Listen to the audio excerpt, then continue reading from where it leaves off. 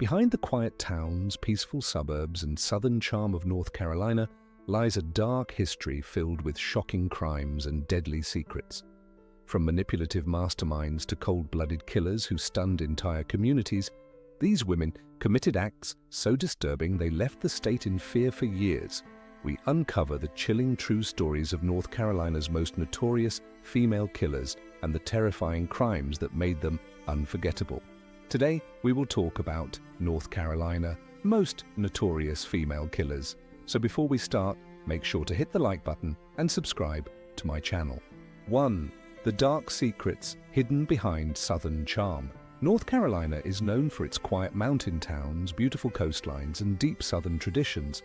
But beneath that peaceful image lies a disturbing criminal history filled with shocking murders and chilling mysteries.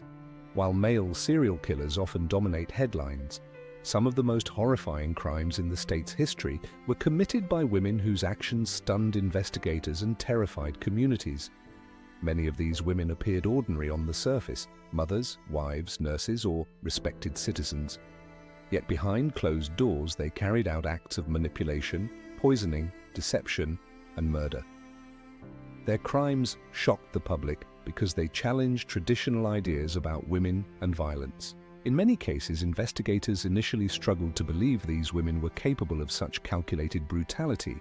Some killed for money, some for revenge, and others because of twisted psychological motives that investigators could barely understand.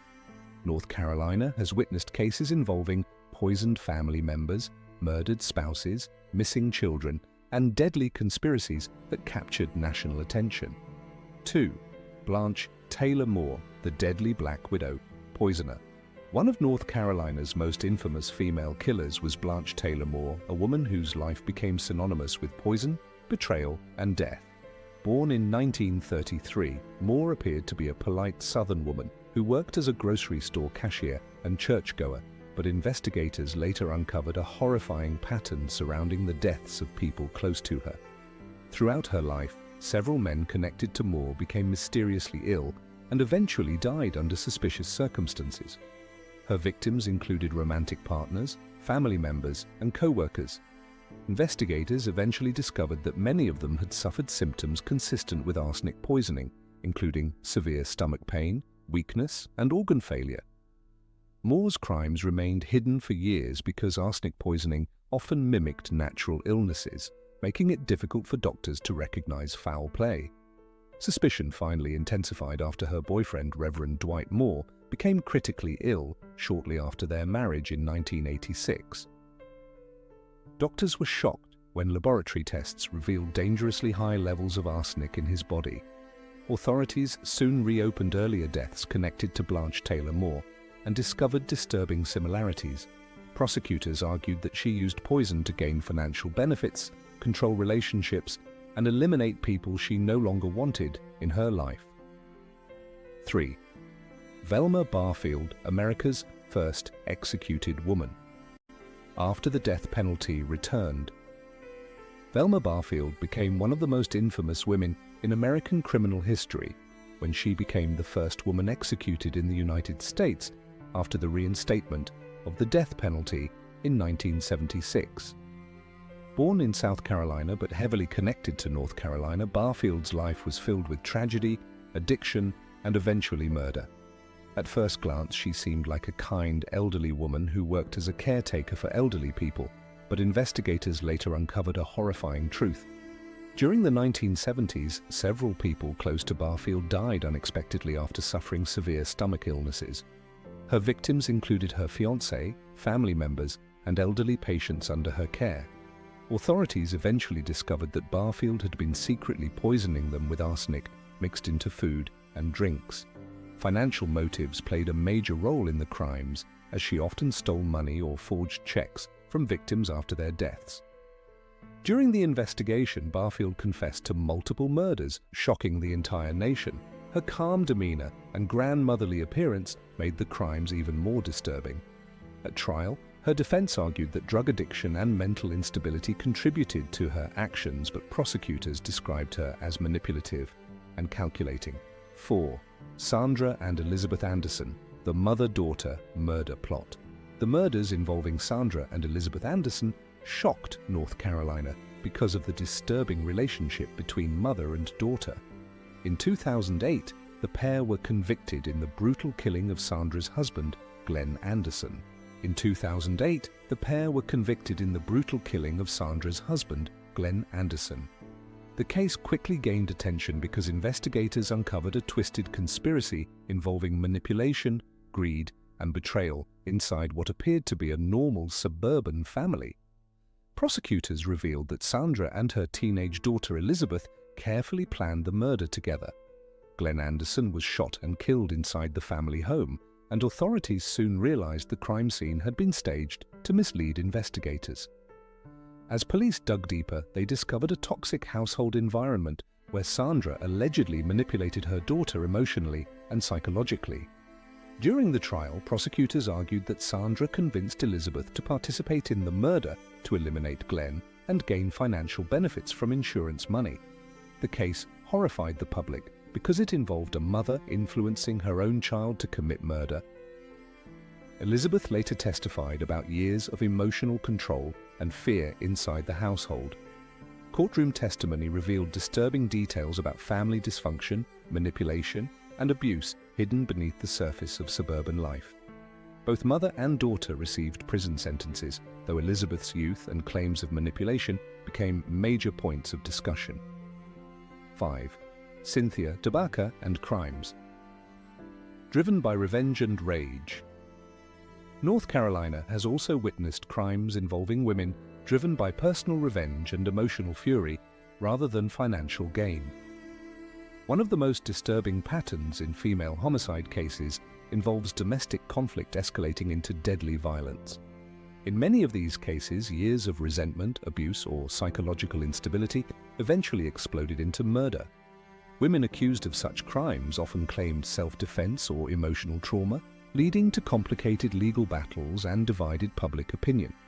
Prosecutors frequently argued that these killings were carefully planned acts of revenge, while defense attorneys portrayed the women as victims pushed beyond emotional limits. North Carolina courts have handled multiple cases involving wives murdering abusive spouses or women conspiring against romantic partners. Some cases gained public sympathy, while others horrified communities because of the extreme violence involved. Investigators noted that unlike stereotypical serial killers, many female murderers acted within domestic environments where emotions, relationships, and manipulation played central roles. These crimes revealed the darker side of family life and demonstrated how hidden tensions inside homes could turn deadly. 6. The rise of poisoning cases among female killers. One of the most striking patterns among North Carolina's female killers is the repeated use of poison as a murder weapon. Historically, poison became associated with female murderers because it allowed them to kill without direct physical confrontation. Arsenic, prescription medications, and toxic substances were often used in carefully planned crimes targeting spouses, relatives, or patients. Poisoning cases terrified the public because victims frequently trusted the killer completely, eating meals or taking medicine without suspicion.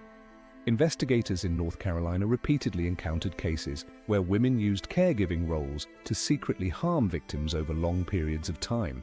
Nurses, caretakers, and family members sometimes exploited their positions of trust to commit murder while appearing compassionate to outsiders. Detectives often struggled to identify these crimes because symptoms resembled natural illnesses. 7.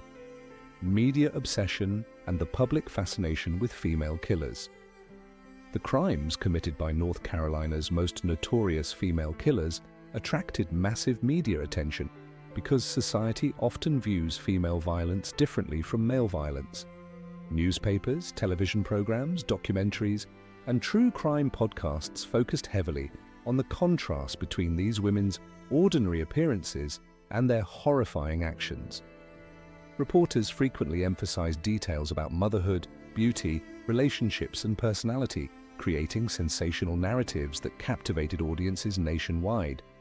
Cases involving female killers often became cultural obsessions because they challenged assumptions about femininity and nurturing behavior. The public struggled to understand how women who appeared caring or respectable could secretly commit acts of cruelty and murder. Trials involving female defendants also generated emotional courtroom drama that fueled media coverage for years.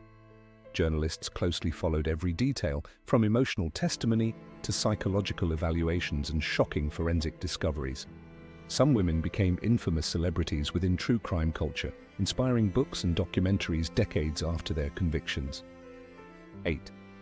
Why North Carolina's female killer cases still haunt the public. The stories of North Carolina's most notorious female killers continue to haunt the public because they reveal how evil can exist behind seemingly ordinary lives. These women were not strangers lurking in dark alleys. Many were trusted wives, mothers, nurses, caretakers, or respected community members. Their crimes shattered assumptions about safety and trust inside homes and families. In many cases, victims were poisoned slowly or manipulated emotionally before being murdered, making the betrayals especially horrifying. These stories also expose broader issues involving domestic violence, mental illness, addiction, greed, and failures within law enforcement investigations. Some cases remain controversial because questions about motive, mental health, or evidence still divide public opinion. Advances in forensic science continue to reopen discussions about older cases, keeping these stories alive decades later. True crime audiences remain fascinated because these crimes force society to confront uncomfortable truths about human nature and deception.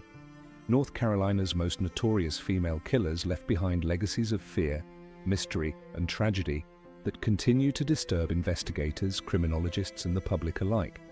If you like this video and would like to see more like it, please give it the thumbs up, leave a comment, and click the button to subscribe.